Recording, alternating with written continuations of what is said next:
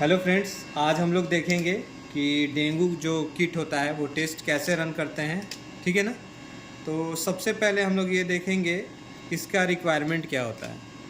तो टेस्ट लगाने के लिए सबसे पहला रिक्वायरमेंट जो होता है वो सैंपल का होता है। और सैंपल में हम लोग को यहाँ से पता चल जाएगा कि क्या सैंपल लेना है। देखिए यहाँ बताया जा रहा है कि ह्यूमन सेरम और प्लाज्मा। इसका मतलब ये हुआ कि हम लोग EDTA और प्लेन दोनों यूज़ कर सकते हैं। पेशेंट का सैंपल कब और कैसे लेना है इसके बारे में थोड़ी जानकारी मैं दे देता हूँ आप लोगों को। इस टेस्ट को रन करने के लिए आप पेशेंट का सैंपल कभी भी ले सकते हैं।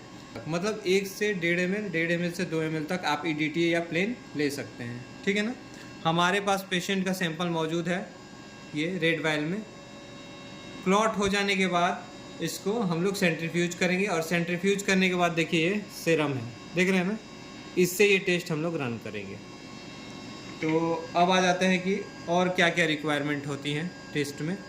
तो सबसे पहले तो पेशेंट का सैंपल हो गया। दूसरा चीज़ ये हो गया कि हमारा किट जो कि बफर, इसमें रिक्वायरमेंट होती है बफर के साथ। मार्कर ले लेंगे मार्क करने के लिए।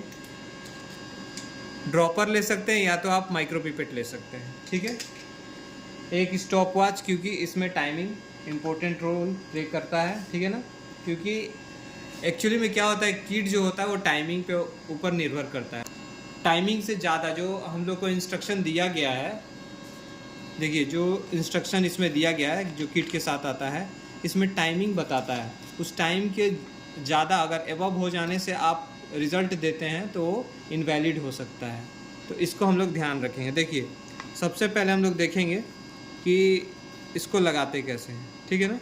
तो पहले हम लोग इसको रैपर को इसको खोल देंगे। टेस्ट को रन करने के लिए पहले सबसे पहले सैंपल को सेंट्रीफ्यूज कर लेंगे ताकि सेरम मिल जाए। अगर EDTA है तो उसको भी सेंट्रीफ्यूज करके रेडी कर लेंगे। ठीक है ना। उसके बाद इस रैपर को खोलेंगे। रैपर को खोलने के बाद हम लोग देखते हैं इसमें क्या क्या है। देखिए ये कॉम्बो टेस्ट बोला जाता है इसको। इसमें NS1, ठीक है, और IgG और IgM दो चीज़ इसमें हो जाती है। ठीक है। और दोनों का थोड़ा प्रोसेस अलग है तो इसको समझ लेंगे, बट टाइमिंग एक ही है। तो इसको समझेंगे कैसे। जो NS1 है, NS1 का जो प्रोसेस है मैं वो सबसे पहले आप लोगों को दिखाता हूँ कैसे है।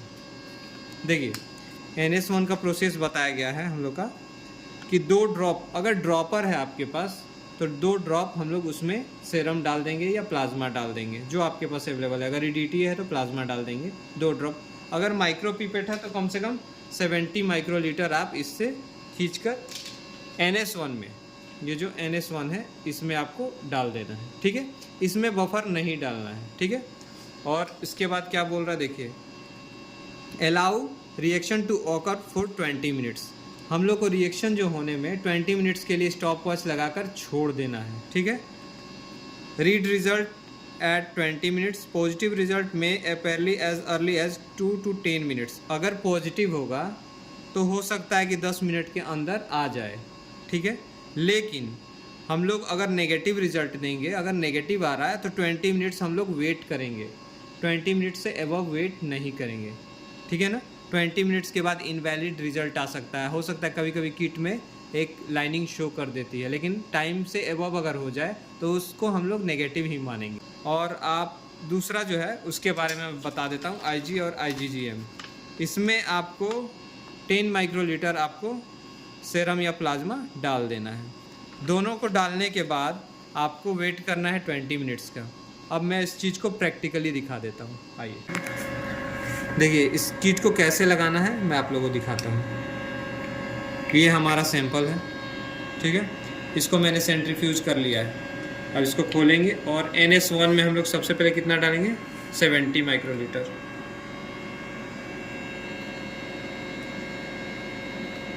ये देखिए हम लोग का सेरम 70 माइक्रोलीटर हो गया। अब इसको इसमें डाल देंगे। इसको टच नहीं करेंगे इसमें। ये हो गया हमारा 70। ठीक है। अब दूसरा है IG और IgM, देख रहे हैं ना। इसको हम लोग 10 माइक्रोलीटर डालेंगे। ये हो गया 10 माइक्रोलीटर, देख रहे हैं। अब इसको हम लोग जो डालेंगे बहुत सावधानी से डालेंगे। और कहाँ डालेंगे, देखिए यहाँ थोड़ा नज़दीक लाइए, सैंपल लिखा हुआ है, इसको ध्यान से देखिए, देख रहे हैं। और यहाँ बफर लिखा हुआ बी, तो हम लोग जहाँ एस लिखा हुआ इसमें डालेंगे इसको 10 माइक्रोलीटर बस। और जो बी लिखा हुआ है उसमें हम लोग ये बफर 1 से 2 बूंद आप डाल सकते हैं। ये 1 से 2 बूंद इसमें डाल दिया गया, इसमें नहीं डालना है, कोई ज़रूरत नहीं है, इसी में डालना है, ठीक है। और यहाँ देखिए स्टॉप वॉच हम लोग का है, अब इसको ऑन कर देना है स्टॉप वॉच 20 मिनट्स के लिए, क्योंकि 20 मिनट्स हमको वेट नेगेटिव के लिए करना ही पड़ेगा, ठीक है ना।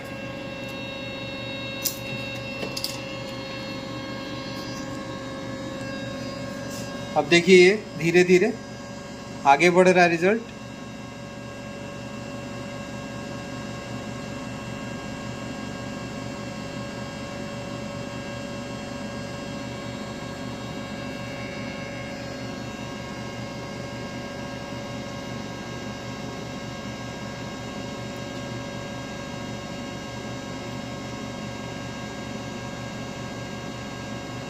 अब टाइमिंग के हिसाब से हम लोग को रिजल्ट देना है, तो उतना समय हम लोग को वेट करना होगा, ठीक है।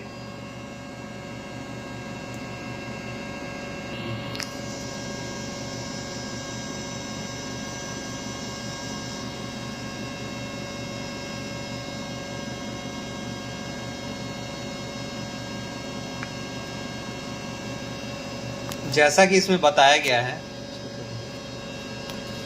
कि अगर पॉजिटिव रिजल्ट होगा ना, तो NS1 जो होगा वो मे भी अपेयर हो सकता है 2 से 10 मिनट के अंदर। देख रहे हैं यहाँ पे positive result may appear as early as 2 to 10 minutes. देखिए 18 मिनट के आसपास ये भी हुआ है। और यहाँ देखिए NS1 में आपको लाइनिंग दिख रहा होगा,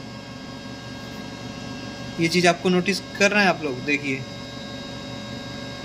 NS1 में लाइनिंग चालू आ गया है, ठीक है। लेकिन हम लोग अभी इसको रिजल्ट को कंफर्म नहीं कर सकते, हम लोग को वेट करना ही होगा। हम लोग के पास अभी 17 मिनट्स है, ठीक है, तो हम लोग वेट करते हैं इसके लिए।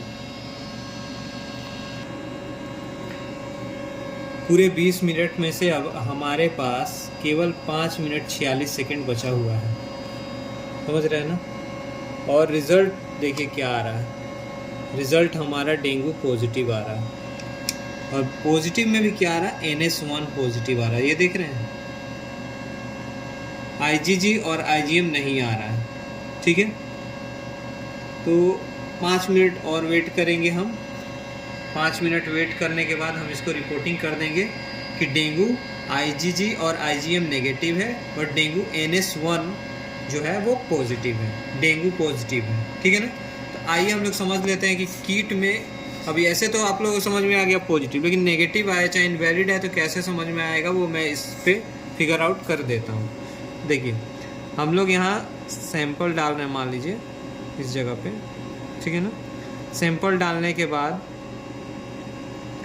यहाँ कंट्रोल जो होता है, यहाँ लाइनिंग आना ज़रूरी है किसी भी किट में, ठीक है। ये जो कंट्रोल होता है, ये जो कंट्रोल देखिए यहाँ लाइनिंग आया है, देख रहे हैं, ये कंट्रोल में लाइनिंग आना ज़रूरी है, नेसेसरी है। दोनों में देखिए कंट्रोल दिया गया है, जिससे हम लोग को पता चल जाएगा कि कीट सही है कि नहीं, ठीक है। बाकी देखिए मान लीजिए मैंने दोनों में सेरम डाल दिया है और 20 मिनट्स के लिए वेट कर रहा हूँ, ठीक है। और कंट्रोल पे एक लाइनिंग आ गया और इसमें भी एक कंट्रोल पे लाइनिंग आ गया। 20 मिनट्स कंप्लीट हो जाएगा तो हम लोग क्या रिजल्ट देंगे, डेंगू NS1 और IgG IgM तीनों क्या है, नेगेटिव है। आ गया समझ में? कहने का मतलब इसको लेके समझा देता हूँ। ये जो टी पे आया है, अगर ये नहीं आता और कंट्रोल, दोनों कंट्रोल पे आता तो ये क्या होता, डेंगू नेगेटिव होता, ठीक है। अब उसी तरह अगर पॉजिटिव आ रहा है तो देखिए यहाँ फिर मैंने वो प्रोसेस टोटली किया, यहाँ कंट्रोल पे लाइनिंग आया, यहाँ भी कंट्रोल में लाइनिंग आया,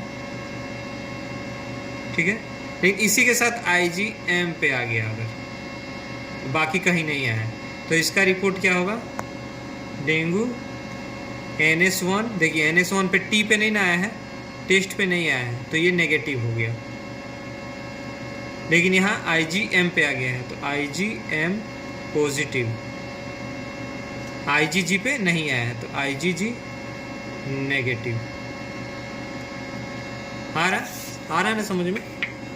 अब इसी तरीके से हम लोग देखेंगे कि अगर हम लोग यही प्रोसेस दोबारा किसी और पेशेंट के साथ करते हैं, उनका भी पॉजिटिव होता है, तो मान लीजिए अगर किट पे ऐसा कुछ आ जाए तो क्या करेंगे हम लोग, क्या देंगे रिपोर्टिंग।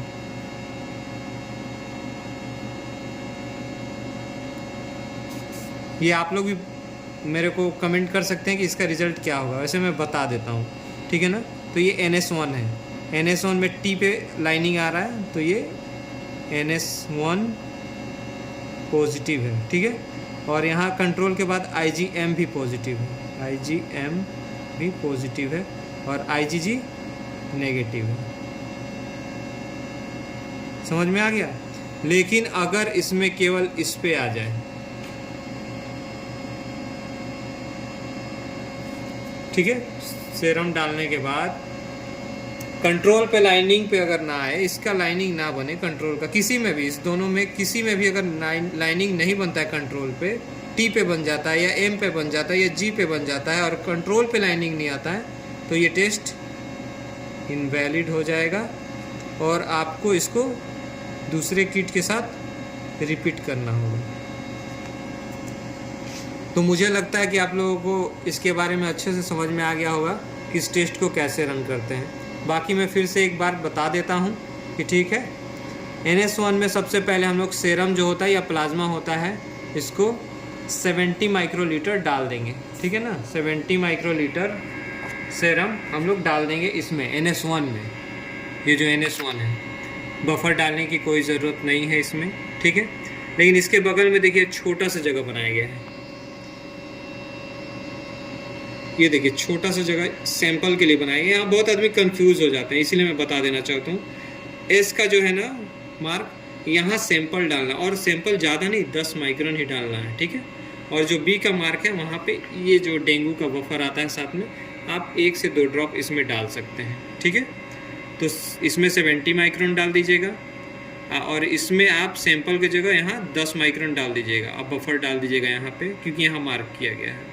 और आपको 20 मिनट्स वेट करना है। अगर पॉजिटिव होगा तो 2 से 10 मिनट में आपको कुछ ना कुछ अंदाज़ा मिल जाएगा। जैसे हम लोग जब लगा रहे थे, तो आप इस वीडियो को फिर से रिपीट करके देखिएगा कि इसमें 2 से 10 मिनट के बीच में ही लाइनिंग बनना चालू हो गया था, ठीक है। बट हम लोग को 20 मिनट्स वेट करना है नेगेटिव रिजल्ट देने के लिए। उससे पहले हम लोग को नहीं देना है, भले लाइनिंग ना बने, लेकिन हम लोग को 20 मिनट्स वेट करके ही देना है। लेकिन अगर 20 मिनट्स अबव हो जाता है और फिर लाइनिंग आता है, तो हम लोग को नहीं देना है, नेगेटिव ही देना है या रिपीट कर लेना, अगर हम लोग ध्यान नहीं दे पाते हैं। इसीलिए स्टॉप वॉच मैंने बताया कि स्टॉप वॉच इसमें बहुत ही नेसेसरी है। आप स्टॉप वॉच लगाकर ही इस टेस्ट को रन करें। तो हमारा टेस्ट कंप्लीट हो गया है और ये डेंगू NS1 पॉजिटिव है। तो मुझे लगता है कि आप लोगों को अच्छे से समझ में आ गया होगा। और भी कोई टेस्ट आपको अगर कन्फ्यूज़न हो, नहीं समझ में आता हो, तो आप मुझे कमेंट कर सकते हैं, मैं उस पर वीडियो बना दूँगा। Thanks for watching.